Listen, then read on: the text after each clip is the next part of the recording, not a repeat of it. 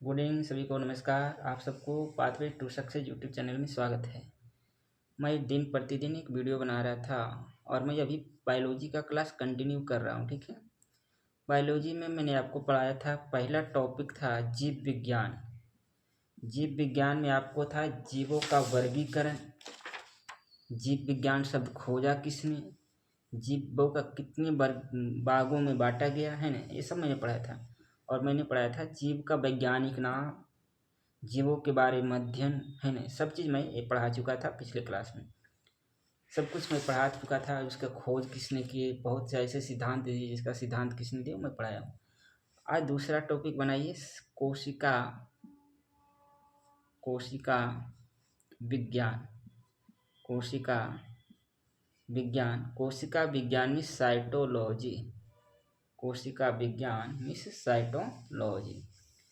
कोशिका विज्ञान के बारे में पढ़ेंगे कि कोशिका विज्ञान है क्या। ठीक है, कोशिका विज्ञान में साइटोलॉजी। कोशिका विज्ञान के बारे में सबसे पहले कोशिका विज्ञान में क्या क्या चीज़ आता है, जैसे आता है प्रोटोप्लाज्मा आता है, प्रोटोप्लाज्मा आता है कोशिका विज्ञान में। साइटोप्लाज्मा आता है जिसको हम क्या कहते हैं, कोशिका द्रव कहते हैं। प्रोटोप्लाज्मा को जीव द्रव कहते हैं, प्रोटोप्लाज्मा को जीव द्रव कहते हैं। साइटोप्लाज्मा को कोशिका द्रव कहते हैं, साइटोप्लाज्मा को कोशिका द्रव कहते हैं। न्यूक्लियोप्लाज्मा को क्या कहते हैं, केंद्रक द्रव कहते हैं। न्यूक्लियोप्लाज्मा क्या कहते हैं, केंद्रक द्रव कहते हैं। न्यूक्लियोप्लाज्मा क्या कहते हैं, केंद्रक द्रव।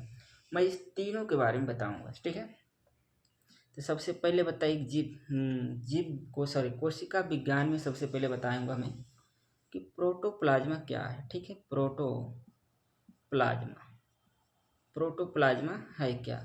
प्रोटोप्लाज्मा मीन्स जीव द्रव। जीव द्रव का खोज किसने किया। पहले प्रोटोप्लाज्मा है क्या मैं बताता हूँ। प्रोटोप्लाज्मा एक रंगहीन है, तरल है, गाढ़ा चिपचिपा पदार्थ है जो हमारे शरीर में पाया जाता है।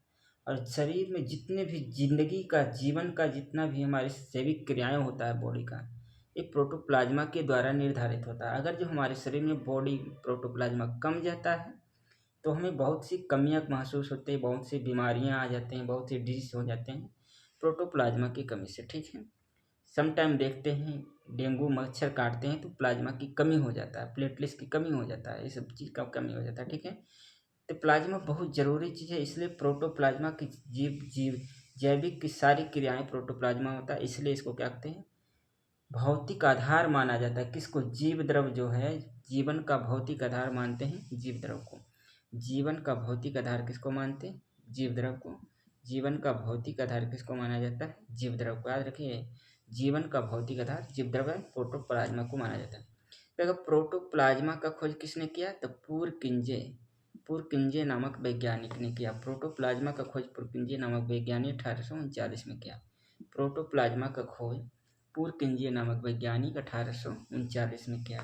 याद रखिए, प्रोटोप्लाज्मा का खोज किसने किया, पुरकिंजे नामक वैज्ञानिक ने 1839 में किया। ठीक है, प्रोटोप्लाज्मा पूछेगा जीवन की भौतिक क्रियाएं का आधार किसे माना जाता है, तो प्रोटोप्लाज्मा। जीवन की भौतिक क्रियाओं का आधार किसको माना जाता है, प्रोटोप्लाज्मा। अब प्रोटोप्लाज्मा को मैं बताया, प्रोटोप्लाज्मा को दो भाग में बांटा जाता है। प्रोटोप्लाज्मा को दो भाग में बांटा, अभी बताया कुछ, साइटोप्लाज्मा और एक है न्यूक्लियोप्लाज्मा।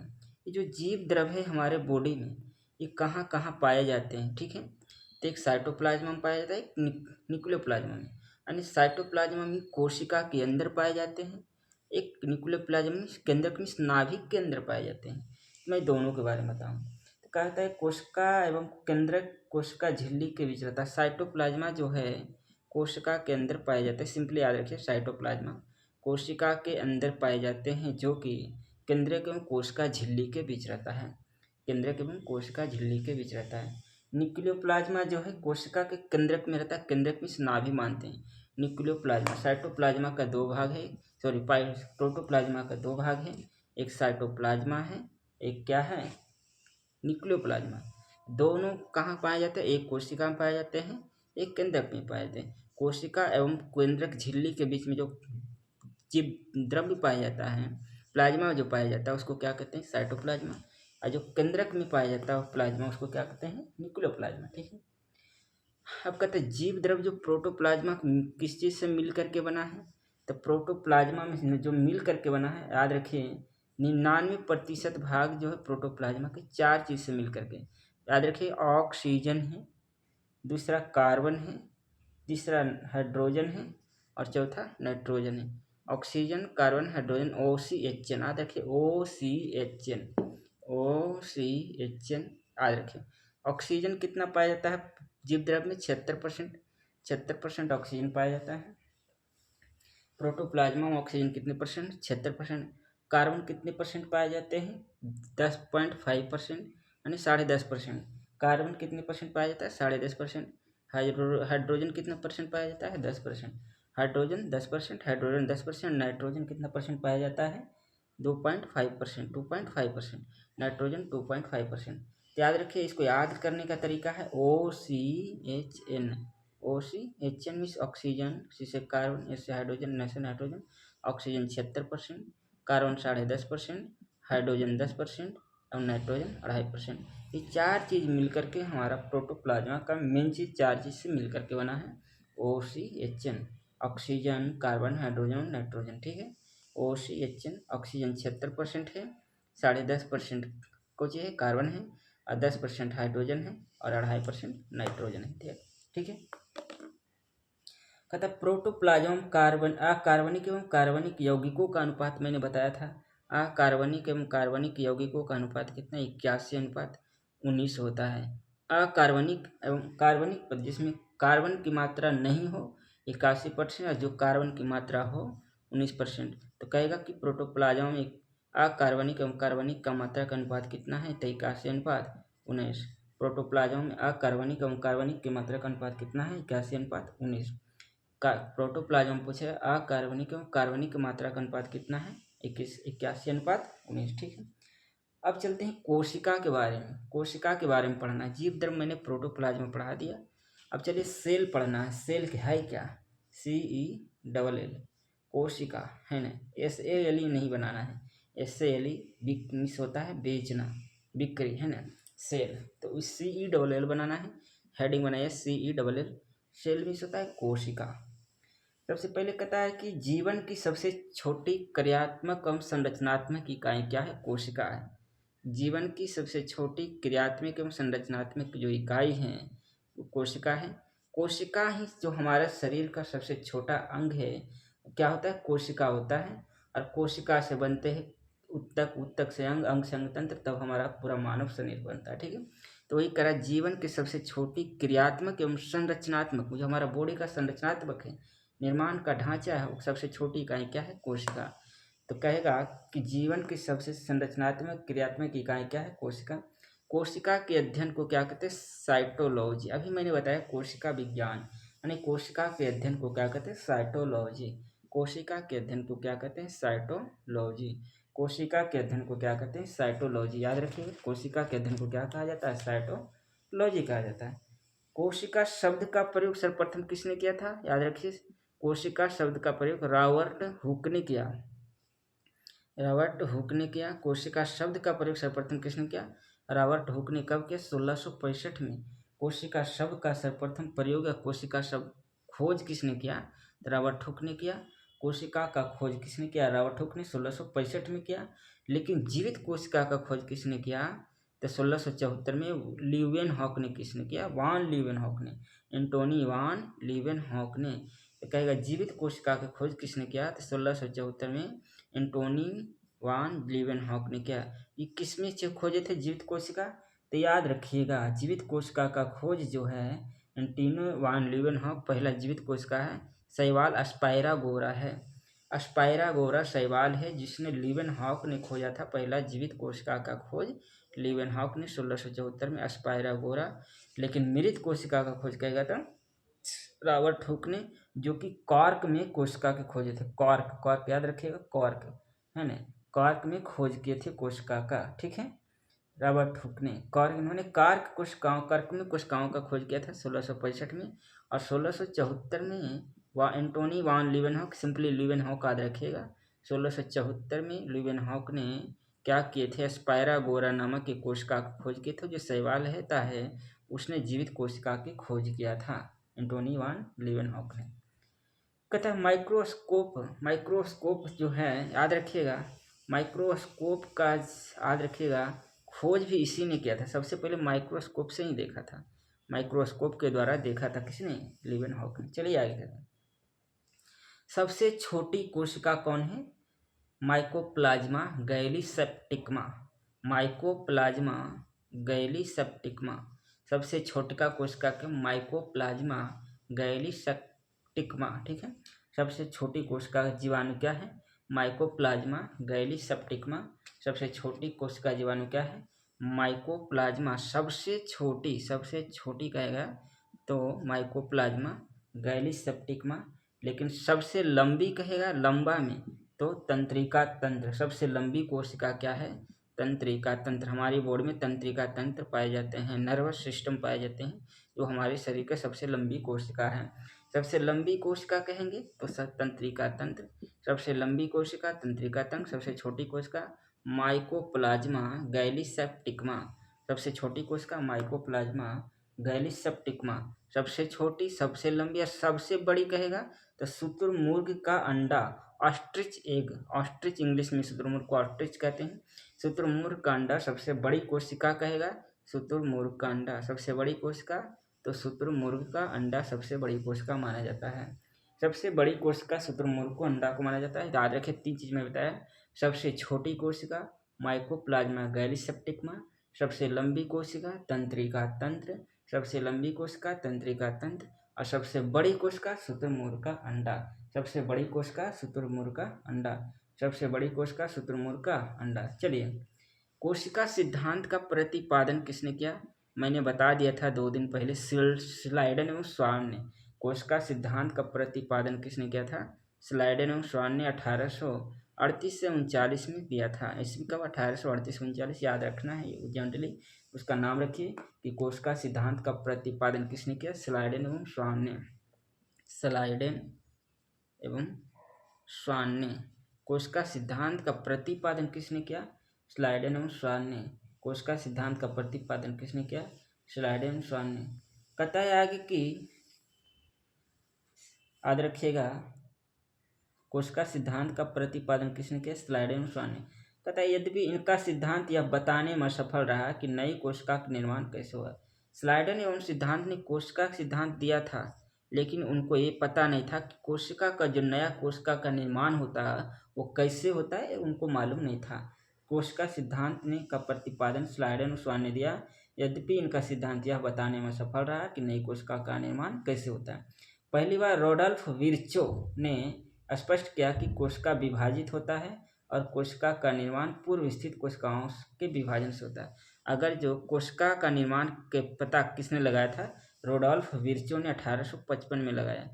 याद रखिए, स्लाइडन और स्वान ने कोशिका सिद्धांत दिया, लेकिन उसमें उनको पता नहीं था कि कोशिका का निर्माण, जो नया कोशिका का निर्माण होता है वो कैसे होता है। लेकिन कुछ समय बाद 1855 में रूडोल्फ विर्चो ने बताया कि कोशिका का निर्माण उस में अस्तित्वमान कोशिका से विभाजन से होता है। कोशिका का निर्माण उसमें अस्तित्व कोशिका के विभाजन से होता है। कोशिका का निर्माण उसमें अस्तित्व कोशिका के विभाजन से होता है। ठीक है, मैं फिर से आपको एक बार रिपीट कर देता हूँ। मैं बता रहा हूँ, छोटा छोटा ही कंटेंट लेके चलूँगा, धीरे धीरे आपको सब पढ़ाऊँगा। कहता है कि कोशिका विज्ञान के बारे में पढ़ना है तो क्या कहते हैं? साइटोलॉजी। कोशिका विज्ञान में आज पढ़ाया था। कोशिका विज्ञान में आपको पढ़ाया प्रोटोप्लाज्मा में क्या पढ़ाया कि प्रोटोप्लाज्मा है क्या? तो याद रखिएगा, तरल, गाढ़ा या चिपचिपा, पारभासी पदार्थ है। चिपचिपा पारभासी पदार्थ है। इसमें वजन होता है प्रोटोप्लाज्मा में, ठीक है। चिपचिपा गाढ़ा जो रहेगा तो वजन होगा। तो प्रोटोप्लाज्मा क्या है? चिपचिपा पारभासी एवं तरल गाढ़ा पदार्थ है। जीवन की सारी क्रियाएं प्रोटोप्लाज्मा से होता है। जीवन की सारी क्रियाएं प्रोटोप्लाज्मा से होता है। इसलिए जीवन का भौतिक आधार किसको कहते हैं? प्रोटोप्लाज्मा को। जीवन का भौतिक आधार किसको कहते हैं? प्रोटोप्लाज्मा को। कई प्रोटोप्लाज्मा का खोज किसने किया? तो पुरकिंजे ने 1839 में। प्रोटोप्लाज्मा का खोज किसने किया? पुरकिंजे 1839 में। प्रोटोप्लाज्मा का खोज पुरकिंजे ने 1839 में किया। प्रोटोप्लाज्मा कितने भागों में बांटा गया है? 2 भागों में। कौन कौन? साइटोप्लाज्मा एवं न्यूक्लियोप्लाज्मा। प्रोटोप्लाज्मा 2 भागों में बांटा गया, साइटोप्लाज्मा एवं न्यूक्लियोप्लाज्मा। साइटोप्लाज्मा जो है जिसको कहते हैं क्या? कोशिका द्रव। ये केंद्रक एवं केंद्रक झिल्ली के बीच रहता है। साइटोप्लाज्मा केंद्रक एवं केंद्रक झिल्ली के बीच रहता है। न्यूक्लियोप्लाज्मा केंद्रक के अंदर रहता है। न्यूक्लियोप्लाज्मा केंद्रक या नाभि के अंदर रहता है। ठीक है। प्रोटोप्लाज्मा का निर्माण 4 मेन तत्व से होता है। ओ से, सी से, एच से, एन से। मैंने फार्मूला दिया था OCHN। ओ से ऑक्सीजन 76%, ओ से ऑक्सीजन में 76%, सी से कार्बन 10.5%, सी से कार्बन 10.5%, एस से हाइड्रोजन 10%, एस से हाइड्रोजन 10%, एन से नाइट्रोजन 2.5%। यानी कि आपको OCHN 4 तत्व से मिलकर के, मेनली 4 तत्व से मिलकर के हमारा जीव द्रव्य प्रोटोप्लाज्मा का निर्माण होता है। प्रोटोप्लाज्मा में अकार्बनिक एवं कार्बनिक पदार्थ का मात्रा का अनुपात कितना है? 81:19। याद रखिएगा, प्रोटोप्लाज्मा में अकार्बनिक एवं कार्बनिक की मात्रा पदार्थ की मात्रा का अनुपात कितना है? 81:19। प्रोटोप्लाज्मा में अकार्बनिक एवं कार्बनिक मात्रा का अनुपात कितना है? 81:19। यहाँ तक पढ़ाया। मैंने बताया था सेल के बारे में। ठीक है, मैं रिपीट कर रहा हूँ। सेल यानी कोशिका। कोशिका का खोज किसने किया था? तो कोशिका के खोज रॉबर्ट हुक ने 1665 में किया था। लेकिन इसने मृत कोशिका की खोज किया था। याद रखिए, मृत कोशिका का खोज 1665 में रॉबर्ट हुक ने कॉर्क में खोजा था। कॉर्क में, किसमें? कॉर्क में खोजा था। ठीक है, 1665 में रॉबर्ट हुक ने कोशिका का खोज खोजा था, लेकिन कॉर्क में। उसके कोशिका शब्द का भी खोज किसने किया? तो रॉबर्ट हुक ने। याद रखिए, कंफ्यूजन होना है। कोशिका शब्द का खोज किसने किया? रॉबर्ट हुक ने।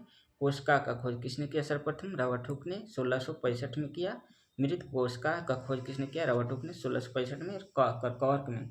अब कोशिका के अध्ययन को क्या कहते हैं? साइटोलॉजी। कोशिका के अध्ययन को क्या कहते हैं? साइटोलॉजी। याद रखिए, कोशिका। उसके बाद आता है कि 1674 में जीवित कोशिका का खोज किसने किया? जीवित कोशिका का खोज एंटोनी वान लीवेनहॉक। 1674 में जीवित कोशिका का खोज किसने किया? एंटोनी वान लीवेनहॉक।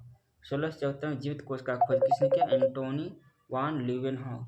ठीक है, आगे कहता है क्या कि सबसे पहले कौन सी कोशिका के जीवित कोशिका में? शैवाल था। कौन? शैवाल स्पायरागोरा था। स्पायरागोरा शैवाल था, उसका खोज जीवित कोशिका के खोज किया था। मैंने बताया कि सबसे पहले जीवित कोशिका का खोज एंटोनी वॉन लीवेनहॉक ने 1674 में स्पायरागोरा शैवाल से खोजा था। सबसे, अब चलते कोशिका के बारे में। सबसे छोटी कोशिका के बारे में माइकोप्लाज्मा गैलीसेप्टिकमा। सबसे छोटी माइकोप्लाज्मा गैलीसेप्टिकमा। सबसे बड़ी शुतुरमुर्ग कांडा। सबसे बड़ी कोशिका शुतुरमुर्ग कांडा। सबसे लंबी कोशिका तंत्रिका तंत्र। माँ, हमारे शरीर का तंत्रिका तंत्र सबसे लंबी कोशिका है। तंत्रिका तंत्र सबसे लंबी कोशिका। कोशिका विभाजन का सिद्धांत किसने दिया? कोशिका सिद्धांत किसने दिया? कोशिका सिद्धांत दिया 1838-39 में स्लाइडेन एवं स्वान ने। कोशिका सिद्धांत किसने दिया? 1838-39 में स्लाइडेन एवं स्वान ने। इसने क्या किया? लेकिन इस कोशिका सिद्धांत तो दिए, लेकिन इन दोनों वैज्ञानिकों को पता नहीं था कि नए कोशिका का निर्माण कैसे होता है। तो कुछ समय बाद 1855 में चल करके रुडोल्फ विर्चो ने बताया कि कोशिका का निर्माण अस्तित्वमान कोशिका के विभाजन से होता है। रुडोल्फ विर्चो ने बताया 1855 में कि नई कोशिका का जो निर्माण होता है अस्तित्वमान कोशिका के विभाजन से होता है। मैंने यहाँ तक आपको बता दिया था। ठीक है, धन्यवाद जी। मैं धीरे धीरे आपको बायोलॉजी ख़त्म कर दूंगा, उसके बाद फिर से रिवीजन करूँगा। आपको जहाँ भी डाउट है कमेंट बॉक्स में कमेंट कीजिए, मैं सबको हेल्प करूँगा। अगर जो हमसे कहीं गलती होगा आप बताइए कि सर आप गलत पढ़ा रहे हैं। ठीक है, धन्यवाद, थैंक यू जी, बाय।